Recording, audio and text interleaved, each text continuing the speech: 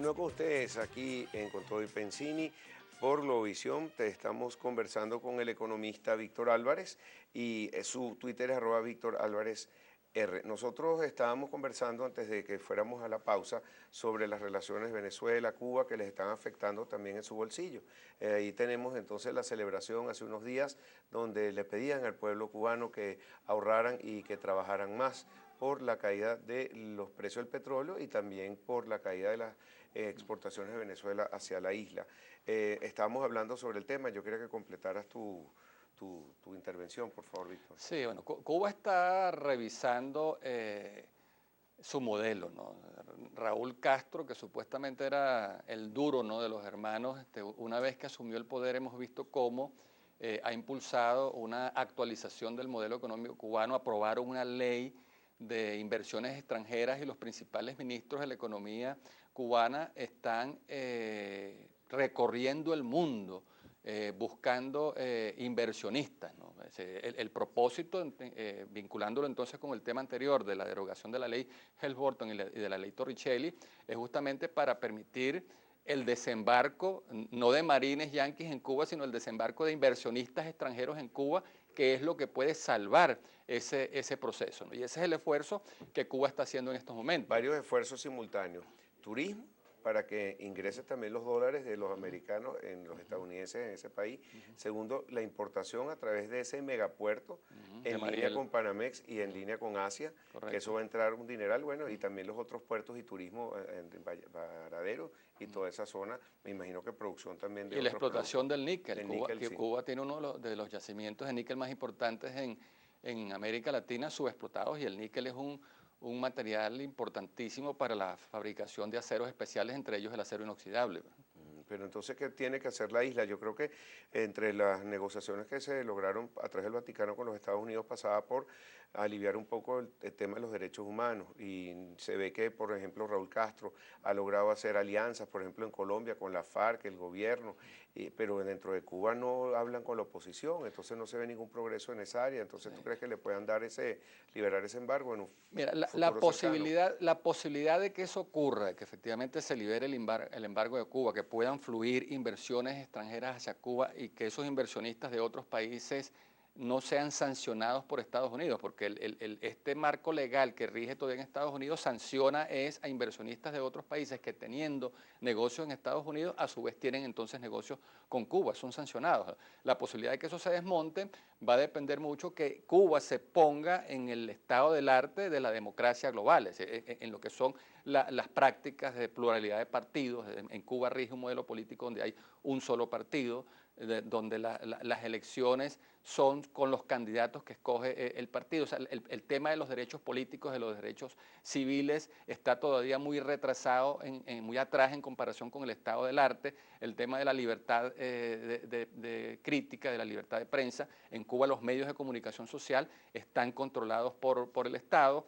La postura crítica puede ser considerada un delito contra la seguridad del Estado, y no solamente tiene multas, sino puede tener penas de cárcel. Entonces hay una serie de temas que tienen que ver con el estado actual de los derechos políticos y civiles, donde Cuba tiene que ponerse al día para sencillamente facilitar, ¿no?, que las sanciones económicas sean desmontadas. O sea, es una cosa que está muy estrechamente vinculada y que finalmente va a estar condicionada a la otra.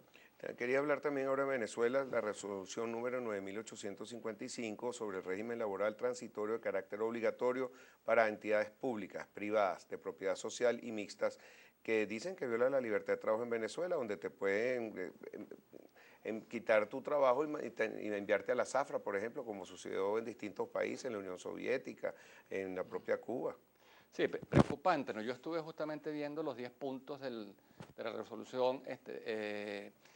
¿Cuál es el principal impacto que eso puede tener en que exacerbe y agrave la fuga de cerebros, ¿no? El país ha visto en los últimos años cómo no solamente sus mejores talentos con nivel de PhD o de doctorado se están yendo a otras universidades del mundo por los precarios sueldos que tiene el país, sino también muchos técnicos, operarios. Un drama de las empresas hoy en día es justamente el que han perdido buena parte de sus ingenieros, de sus técnicos, y decisiones de este tipo son muy mal recibidas justamente porque hay un derecho constitucional que es la libertad para escoger dónde trabajo. Entonces, el que el Estado, el gobierno, unilateralmente, de forma arbitraria, se arrogue la posibilidad de solicitarle a empresas, a instituciones, sus mejores trabajadores para asignarlos a los objetivos que están planteados allí, crea un clima de mucho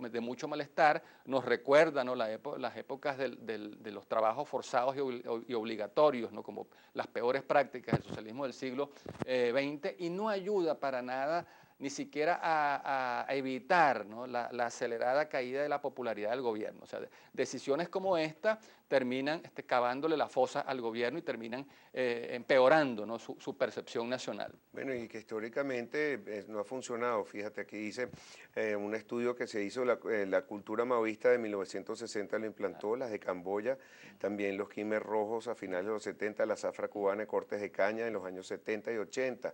Todas características comunes terminaron siendo un gigantesco fracaso en hambrunas y muerte de millones de seres humanos. ¿Por qué tenemos los venezolanos que vivir esta experiencia que ha sido nefasta en otras partes? Sí. Sí, justamente por eso te decía, ¿no?, que está el miedo que puede provocar, el rechazo que puede provocar, que lo que va es a atizar y acelerar la fuga de cerebros. Muchas personas que tienen su vida organizada, que tienen una trayectoria profesional en una empresa, en una institución, que están felices, que se sienten plenos, que de pronto se vaya a abortar, se vaya a interrumpir ese modo de vida, sencillamente tal es el grado de malestar que la gente sencillamente se va del país, pues, ¿no? Y ya hemos perdido bastantes talentos como para seguir tomando medidas que agraven un problema como este. Mira, también quería preguntarte ya para finalizar, tenemos unos 3 minutos, para que te puedas calcular el tiempo. Sobre la devaluación que ha sufrido el Bolívar, se está buscando una convergencia cambiaria, pero lo que ha sido no un Cronipec, sino una devaluación, pero creo que es la peor que ha vivido el país, ya va a alcanzar los 700 bolívares y no llega a ese grado no hay una moneda que converja todavía. ¿Qué es lo que se está buscando ahí? Porque tenemos que sufrir también esa hiperinflación al estilo Zimbabue. Sí. Justamente te había enviado un artículo que le puse como título el DICOM, ¿no? El paralelo. Si no puedes contra él, únetele, ¿no? Porque el gobierno apostó a la pulverización del mercado paralelo, tratando de acercarlo a las tasas más bajas, ¿no? Hizo muchos intentos con el SICAD 1, con el SICAD 2, con el CIMADI, no pudo.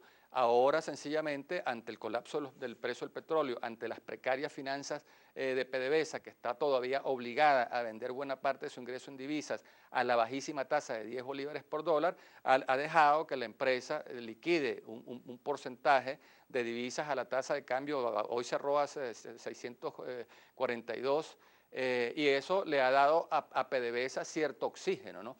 Pero es un recurso para evitar el naufragio fiscal de PDVSA y para evitar el naufragio fiscal del propio gobierno. El problema es que todavía de la menguada renta petrolera, el 90% de las divisas se sigue liquidando en el mercado de 10 bolívares por dólar, un 10% se está liquidando en el DICOM, entonces se ha soltado la tasa, pero todavía es muy bajo el porcentaje.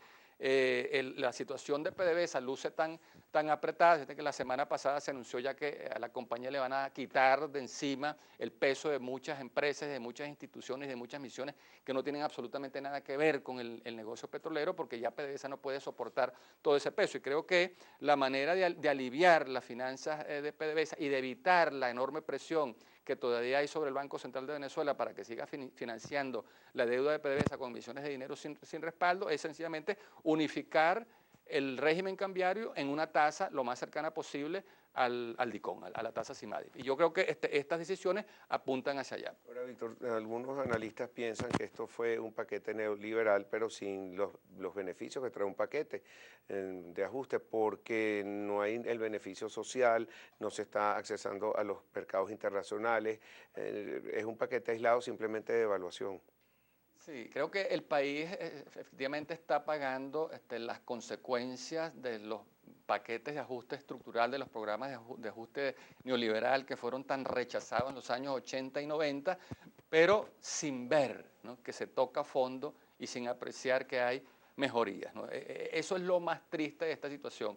Creo que todavía el gobierno está hundido en una inercia y no toma un conjunto de medidas que tiene al alcance de la mano si el gobierno unificara el régimen de cambios múltiples, sincerar el precio de la gasolina, reactivara los pasajes, sustituyera los subsidios indirectos por subsidios directos a las familias en condición de pobreza, revisara los ruinosos subsidios a la electricidad, al agua, al gas, tendría la posibilidad de aliviar sus finanzas públicas y ver cómo las condiciones de vida empiezan a mejorar, empezando por el control de la inflación, que es lo que más azota y le duele a la población. Muchísimas gracias, Víctor, por estar Siempre con nosotros. Te espero pronto por aquí. Seguro. Víctor Álvarez, economista investigador del Centro Internacional Miranda, Premio Nacional de Ciencia, @Víctor Álvarez R. Ya regresamos con más para ustedes aquí en Control y Pensini, Globovisión.